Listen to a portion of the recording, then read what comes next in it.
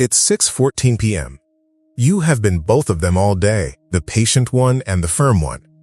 The soft landing and the one who holds the line. The person who remembers the permission slip, and the person who remembers that today was hard at school, and that tonight needs to be gentler than usual. You have been the whole village. And then something breaks. The cup, the homework, the tone of voice, and you break with it. And in the silence after, there is no one to look at across the table. No one who can confirm, yes, today was that hard. That part, the no witness part, is the one no one really talks about. This video is for that part, not for single parenting in general, not for parents who are doing it tough, for the specific compound of guilt that lives in the gap between running it all and never having anyone confirm that the running was real. That compound is different. And it deserves a different kind of answer. So let's start with what that compound is actually made of. Most parenting content acknowledges single parents the way a conference acknowledges wheelchair users. A ramp at the side entrance, a note in the footnotes, a sentence somewhere in the middle that says, adjust for your situation. But the situation is not an adjustment.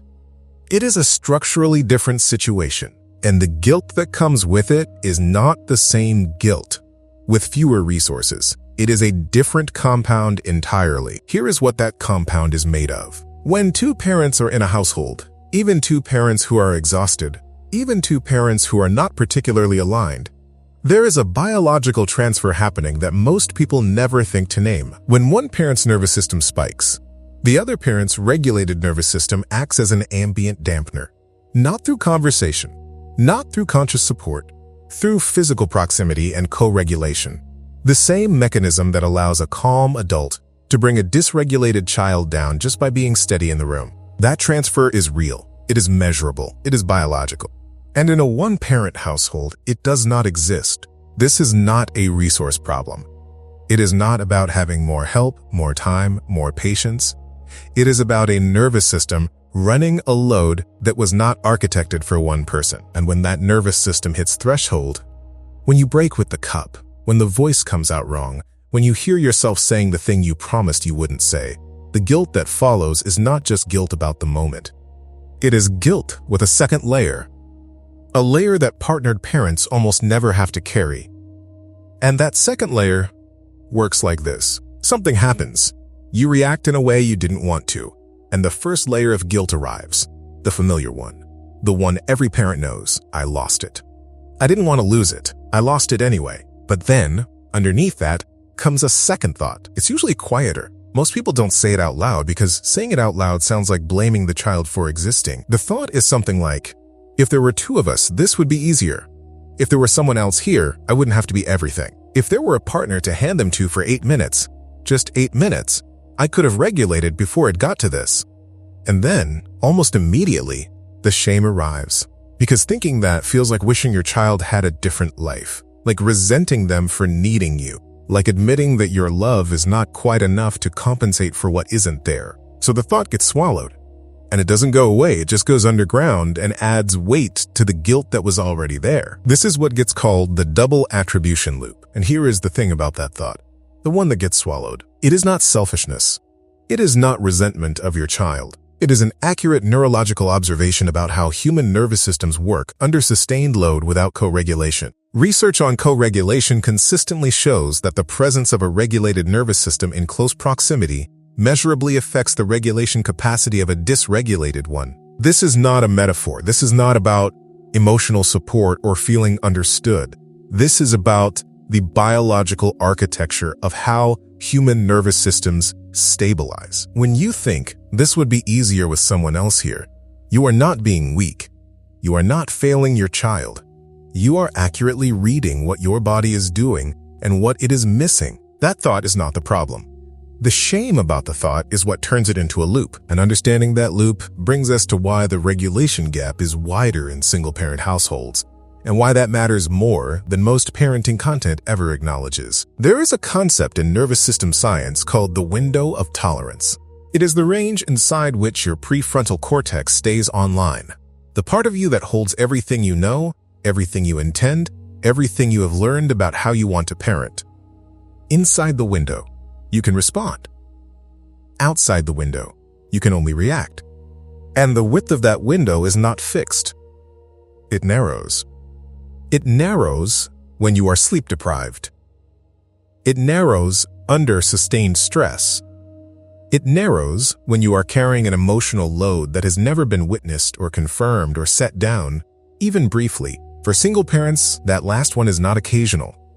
It is structural. The load is never witnessed. The day is never confirmed as objectively hard by someone who is also inside it.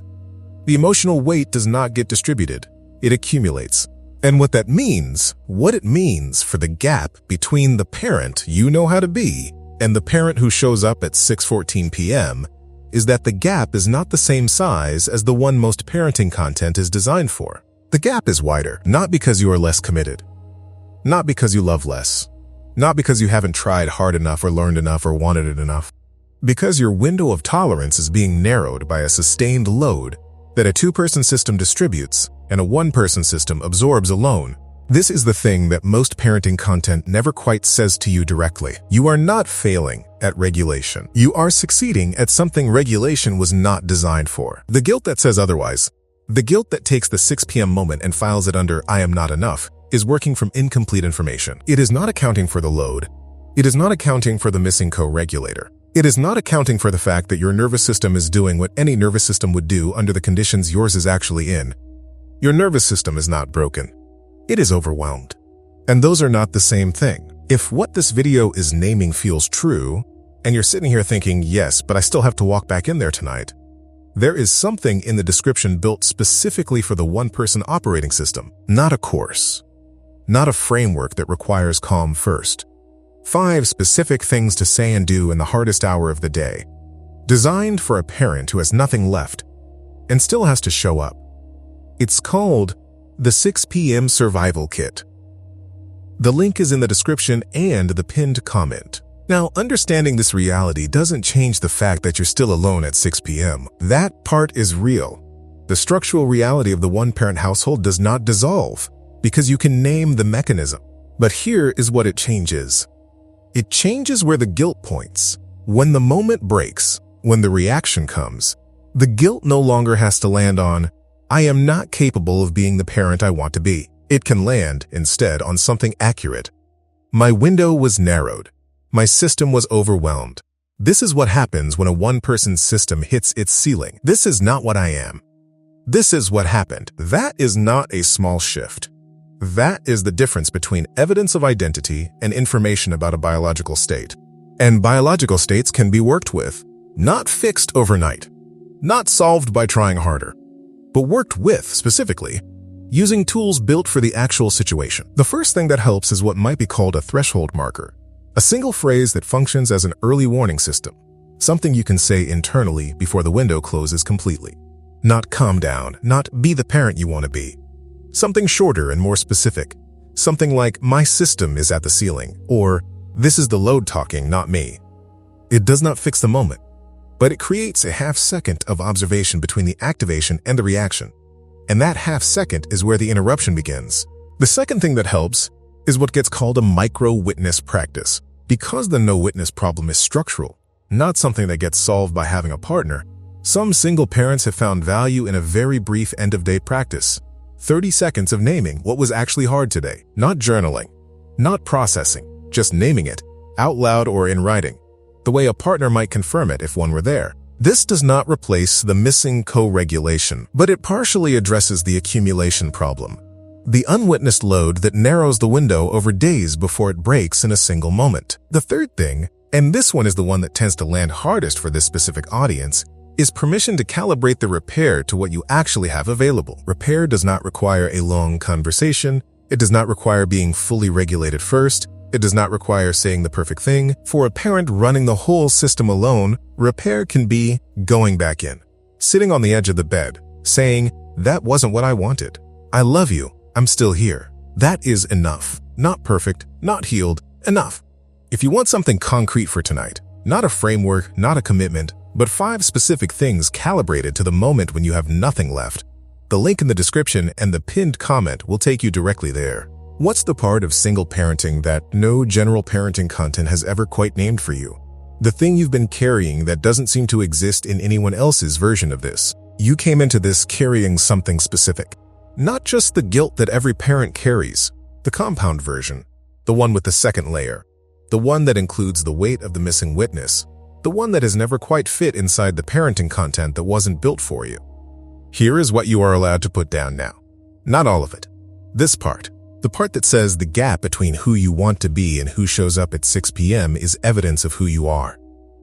It isn't. It is evidence of what your nervous system is carrying.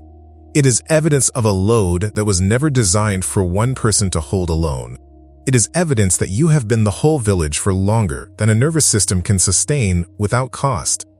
You are not the problem. You are carrying the problem inside a system that was built for two and is being run by one, with love that is real and capacity that is human, and a gap between them that makes complete sense given everything that is actually true about your situation. The conscious ancestor does not look like a parent who never breaks. They look like a parent who understands why it happened, goes back in, and lets their child see that the breaking is not the end of it. You are already that parent. On the hard evenings. In the quiet after. In the fact that you are here, still trying to understand this, still wanting to close the gap, not because you have to, but because of who you are trying to become. That is not small. That is the whole work.